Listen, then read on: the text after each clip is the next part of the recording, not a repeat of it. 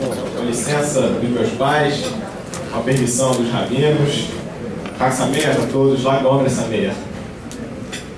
Lag Omer a gente comemora dois grandes eventos principais, como já passou aqui no filme. O primeiro deles é o dia do falecimento de Rabi Shimon Bar Yochai. E a pedido dele, ele pediu que isso fosse um dia feliz, não um dia triste. O outro grande evento que a gente comemora é que nesse dia, em Lag Omer, a praga que estava atingindo os alunos de Rabi Akiva cessou. Os alunos de Rabi Akiva, os 24 mil alunos, pararam de morrer, depois de 24 mil morrerem. E essa história dos 24 mil alunos de Rabi Akiva morrerem, ela é tão famosa quanto mal entendida. Por que os alunos mereceram morrer? O que eles fizeram de tão errado que eles mereceram a morte? Por que eles tiveram um decreto divino tão forte para morte? Por que isso?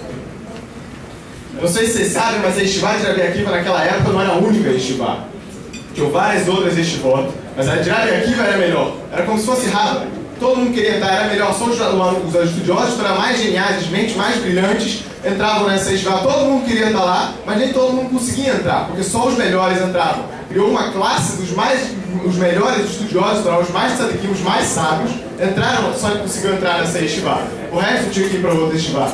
E isso causou uma certa inveja do povo. Muita gente invejava esses alunos, porque queria estar no lugar deles, queria ter o privilégio de poder estudar com a Rabi Akiva, queria ter esse mérito. E essa inveja, como a gente vai ver mais adiante, foi um certo problema que contribuiu para a morte deles. Como toda tragédia, como toda catástrofe, a morte dos alunos de Rabi Akiva não tem uma causa só. São um conjunto de causas que causaram esse decreto que terminou com a morte deles. A Kabbalah e a Gemara citam várias fontes. E a gente pode dividir em dois grupos. A gente pode dividir em dois grupos de causas. As causas principais e as causas que a gente pode dizer que são secundárias.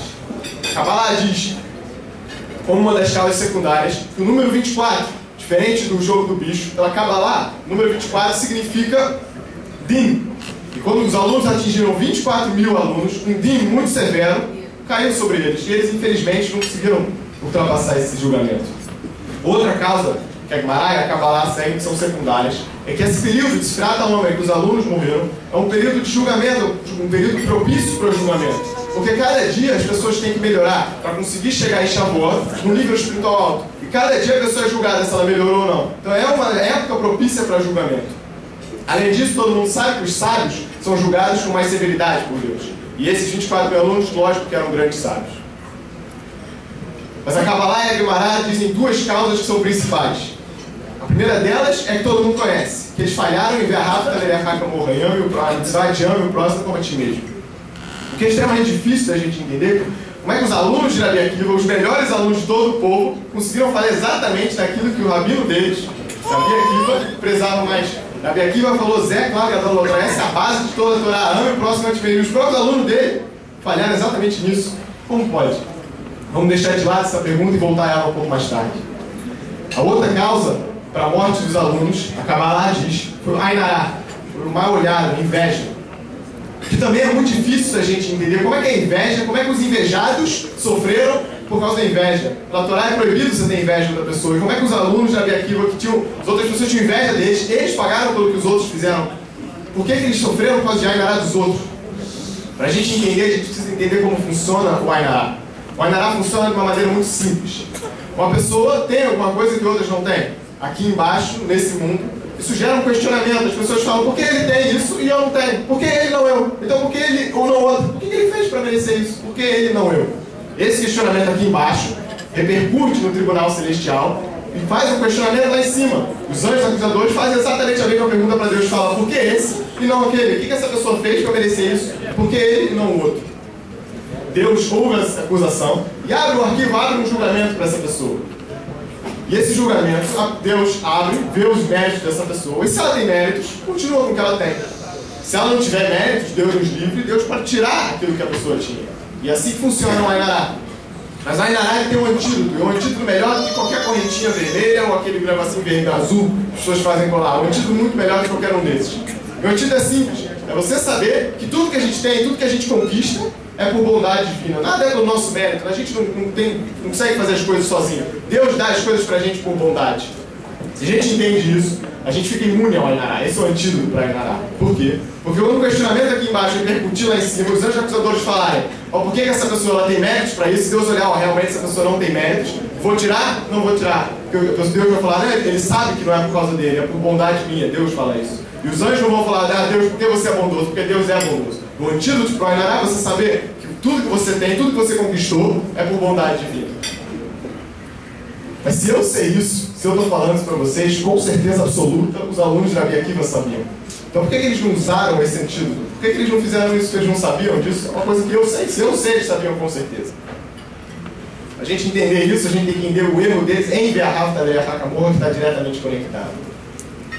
Cada pessoa vale para a vida, uma regra para a vida toda, e isso é lógico, tanto para o estudo da Torá como para a área laica. Cada pessoa dá uma ênfase naquilo que ele considera mais importante. Algumas pessoas acham mais importante certa coisa, outras acham mais importante outra coisa. E assim, os alunos de Rabi Akiva também eram. Cada aluno, cada aula que tinha, entendia de uma maneira um pouco diferente dos outros 23.999. E assim é com todo mundo. E isso é muito comum. Por exemplo, se eu dar shlichit dentro do limite da halakha, isso é permitido. Se eu dar shlichit, por exemplo, se Faradim tem o costume de fazer a motzi, se eu dar shlichit. Já os Ashkenazim, eles têm o costume de só comer mezonot, não precisam fazer a motzi. Chabad tem o costume de nem comer, você só a seudá é uma seudá espiritual, você não precisa alimentar o corpo. E qual está certo? Todas elas estão certas. Porque cada um está dando uma ênfase diferente. De novo, desde que dentro do limite da halakha, todas elas estão corretas. E aqui foi o erro dos alunos de Rabi Akiva.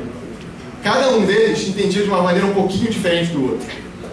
E ele pensava, ele amava tanto ao outro, o Be'ahavta Le'achakamorra dele era tão forte, que ele queria fazer que o outro fizesse igual a ele. Porque ele pensava, se eu faço assim pra mim, eu dou ênfase nisso, é porque pra mim isso é o melhor. E eu quero o melhor pra mim, porque eu não sou maluco, eu quero o melhor pra mim. Mas eu amo o outro como a mim mesmo, então eu quero que ele faça exatamente como eu faço. Ah, mas ele pensa de outra forma, não importa. Ele ainda chegou no meu nível para entender isso. Então o que esses alunos de Rabi Akiva faziam? Eles queriam impor aquilo que eles entendiam diferente, queriam impor aos outros alunos. E aqui foi a falha de Be'ahavta Le'achakamorra. Isso não é amar o próximo como a ti mesmo. Isso é falta de respeito. Você está tentando transformar outra pessoa em você. Isso não é o que Rabi Akiva ensinou. Rabi Akiva ensinou que você tem que respeitar. Desde que dentro do limite da halakha, você não pode ir lá falar, se está fazendo tudo errado, faz que nem eu. Foi aqui que eles falharam com ele. E o fato deles acharem que a forma deles era mais correta mostra um certo orgulho. Porque para ele achar que a dele é mais correta que a do outro, mostra que ele acha que sabe mais que o outro.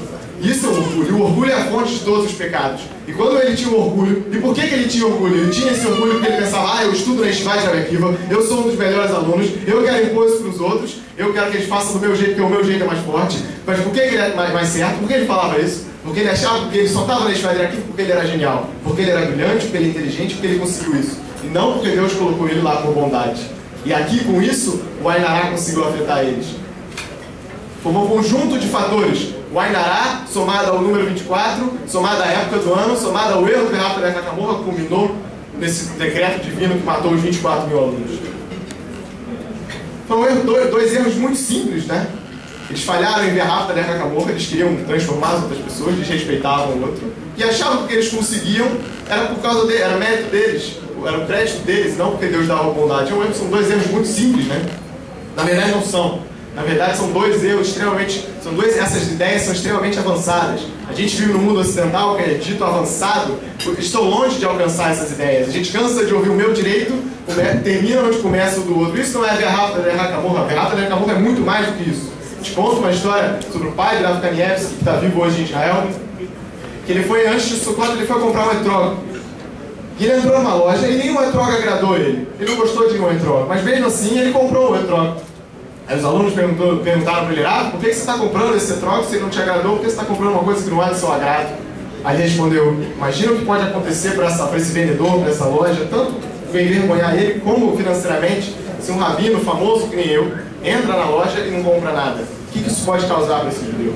Isso é Be'ahavta Le'achakamorra, é ter a sensibilidade, é saber que cada ato da pessoa influencia, repercute nos outros e tentar fazer sempre, não só não prejudicar, mas tentar sempre fazer o bem para os outros. Mesmo que você tenha o direito de entrar na loja e não comprar nada. Acreditar a Deus, tudo que a gente alcança, também é uma ideia muito avançada e é muito difícil de colocar em prática. A gente já cansado de ouvir grandes cientistas, pessoas muito inteligentes, mentes brilhantes, que negam Deus. Se eles negam a existência de Deus, é óbvio que eles não acreditam, o que eles alcançam, o que eles conquistam é Deus. Porque o mundo é assim. A gente não está acostumado com essas ideias são realmente muito avançadas. E por isso que os alunos da Rabi Akiva falharam, que eram realmente muito avançados. Não é fácil acontecer isso. Mas aqui entra Rabi Shimon Bar Yochai. e sua obra, o Zohar HaKadosh. Através das suas ideias revolucionárias, ele conseguiu abrir as portas, abrir o caminho para conseguir explicar como a gente alcançar, como a gente conseguir entender e colocar em prática essas ideias. Rabi Shimon Bar Yochai é o antídoto para evitar tragédias como a que aconteceu aos alunos de Rabi Akiva. As ideias que tem no Zohar, que posteriormente foram desenvolvidas e lapidadas pelos outros grandes tzadikim, como o Arizal, como o Baal Shem Tov, e principalmente pelo Alter Rebbe, com o Tanya, ele conseguiu pegar as palavras do Zohar, do Rabi Shimon Bar Yochai, que eram extremamente difíceis, e transformar em conceitos, em termos, em raciocínios claros, sim, acessíveis a todos. Aliás, o tema, o Passuk, lema do Tanya é que essa coisa da Torá está muito próxima de você, é acessível para todo mundo. É isso que eles fizeram, eles transformaram em acessível através de conceitos simples para todos. Esse é o grande legado de Rabi Shimon Bar Yochai e essa é a grande importância do estudo da Hassidut. É através dela que a gente consegue entender, colocar em prática e conseguir entender como alcançar essas ideias. Mas a ideia verdadeira, por exemplo, como alcançar o bitulo perante Deus, a verdadeira anulação, como alcançar o verdadeiro Ahavat Israel, o amor ao próximo, como alcançar a forma para entender que tudo na verdade vem de Deus. Está tudo ali, tudo de forma clara, acessível para todos. De forma tão acessível que qualquer pessoa, mesmo sem uma base grande da Torá, consegue entender, não só para entender a ideia, mas para aplicar, e mais do que isso, para conseguir influenciar as outras pessoas. Afinal de contas, Arevim Kol Israel Zelazé. Cada judeu é responsável pelo outro. Obrigado.